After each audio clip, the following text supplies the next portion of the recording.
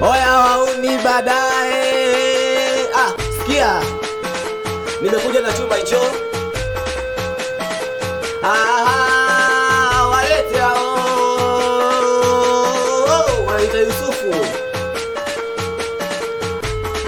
Wewe sikia, kula chuma hicho.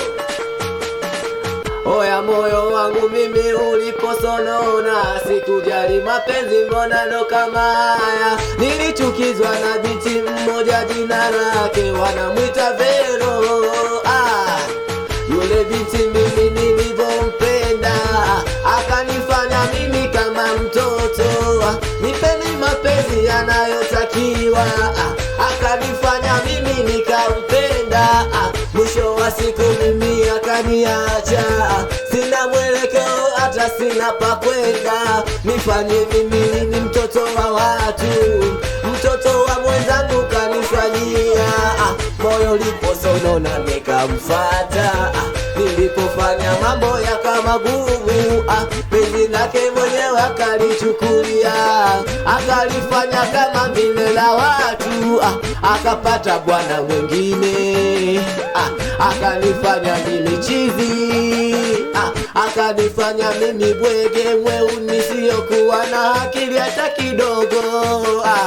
Wanangu nisikie ninavyowaeleza, yule binti mtapomwona msikie. Yule binti mwenyewe kwanza na ukimwi, basi nimemuacha kapata ukimwi. Kwangu alikuwa salama sina hilo, nikamfanya mtoto wa watu kapendeza. Kila siku anabadilisha nywele, na mafuta anapaka ya kila designer. Moyo wangu limpenda wala sijuti, lakini binti huyu Vero akanichunda. Mimi mtoto wa mwenzake akaniona bwege, lakini sikuchukulia hilo simple. Nilipomfuata mwenyewe akunichukia, moyo wangu mwenyewe mimi ukampenda. Siku anapokuja nikamchukulia, nikamwambia karibu nyumbani kwako, usinifanye mimi nikafa hivi hivi. Nataka kujinyonga sababu yako,